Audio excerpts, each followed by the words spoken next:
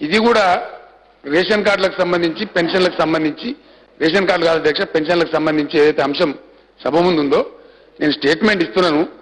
clarifications అంటే మన మొత్తం టైం దానికే తీసుకొని అందరు వరుస ఒకటి మాట్లాడితే ఇబ్బంది అయితే అధ్యక్ష పూర్తి స్థాయి చర్చ చేయడానికి ప్రభుత్వం సిద్ధంగా ఉంది ఎందుకంటే ప్రభుత్వం పేదల కోసం ఎంతైనా ఖర్చు చేసి ఇవ్వడానికి సిద్ధంగా ఉంది పెన్షన్ల మీద ప్రభుత్వం వెనుకపోవడానికి సిద్ధంగా లేదు మేమేదో పారిపోతున్నట్టు చెప్పే ప్రయత్నం చేయడం కరెక్ట్ కాదు పూర్తి స్థాయి చర్చ చేద్దాం విషయానికి న్యాయం కూడా జరుగుతుంది సభ్యులందరూ కూడా పాల్గొంటారు అందరి సూచనలు కూడా విందాం అధ్యక్ష రేపు మధ్యాహ్నం విషయాన్ని పెట్టండి 4 గంటలు మాట్లాడదాం ఈ రోజు మనకు నేను స్టేట్మెంట్ ఇస్తాను ప్రాథమిక సమాచారం దాని తర్వాత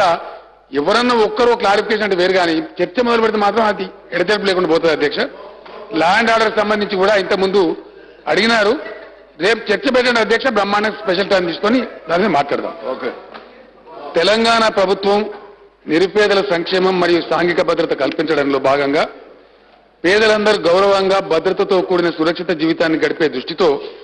ఆసరా పింఛన్ల పథకాన్ని చేపట్టడం జరిగింది మన సమాజంలో ఉన్న అత్యంత నిస్సహాయ స్థితిలో ఉన్న వృద్ధులు వితంతువులు చేనేత కార్మికులు కల్లుగీత కార్మికులు ఎయిడ్స్ బాధిత వ్యక్తులు మరియు వికలాంగుల రోజువారీ కనీస అవసరాలు తీర్చి వీరందరూ వారి జీవితాన్ని గౌరవంగా మరియు సామాజిక భద్రతతో బతకగలిగేటట్టు సహకారం అందించడం ఈ పథకం యొక్క ఉద్దేశం గతంలో అందించిన సామాజిక భద్రత పింఛన్లు కనీస అవసరాలు తీర్చుకోవడానికి కూడా సరిపోలేదు గతంలో నెలకు వృద్ధులకు మరియు వితంతువులకు ₹200 మరియు వికలాంగులకు ₹500 పెన్షన్ ఇచ్చారు పెరుగుతున్న రోజువారీ ఖర్చులను దృష్టిలో ఉంచుకొని తెలంగాణ ప్రభుత్వం ఈ ఆసరా పింఛన్ల పథకాన్ని ప్రవేశపెట్టింది ఇప్పుడు ప్రభుత్వం పేద వితంతువులకు చేనేత కార్మికులకు కల్లుగీత కార్మికులకు వృద్ధులకు పింఛన్ ₹200 నుంచి ₹1000 మరియు పేద వికలాంగులకు పెన్షన్ ₹500 నుండి ₹1500కు పెంచింది వివిధ రకాల పింఛన్దారులకు దేశంలోని ఇతర రాష్ట్రాలు చెల్లిస్తున్న నెలసరి పింఛన్ సొమ్ముతో పోలిస్తే మన తెలంగాణ రాష్ట్రమే యావత్ దేశంలో అత్యధికంగా చెల్లిస్తున్నది గతంలో పెన్షన్ల చెల్లింపులకై గత ప్రభుత్వం సాలీన 881.23 కోట్లు ఖర్చు చేస్తే ప్రస్తుతం పెన్షన్లకై సాలీన 3,350 కోట్లు ఖర్చు చేయడం జరుగుతుంది ఇది గతంతో పోలిస్తే 380% అధికం అధ్యక్ష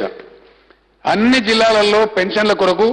39.63 లక్షల దరఖాస్తులు వచ్చాయి ప్రభుత్వ అధికారులు అర్హులైన వారందరినీ గుర్తిస్తున్నారు అనర్హులైన వారు లబ్ధి పొందకుండా మరియు అర్హులైన పేదవారు ఎవరు మిగిలిపోకుండా ఈ పెన్షన్లు మంజూరు చేయడం జరుగుతుంది ప్రస్తుతం అర్హులైన పింఛన్దారులను గుర్తించే ప్రక్రియ ఇంకా కొనసాగుతూనే ఉంది ఇప్పటి వరకు 24.21 లక్షల అర్హత కలిగినటువంటి లబ్ధిదారులను ఈ పథకం కింద పెన్షన్లు మంజూరు చేయడానికి గుర్తించారు ఆసరా పెన్షన్ల పంపిణీకి గాను సంవత్సరానికి దాదాపు 3,350 కోట్ల వ్యయం అయ్యే అవకాశం ఉన్నా కూడా వెనుకాడకుండా నిరుపేదలు నిస్సహాయుల చేయుతే ప్రభుత్వ లక్ష్యంగా ఆసరా పెన్షన్ల పథకాన్ని ప్రభుత్వం ప్రారంభించింది అధ్యక్ష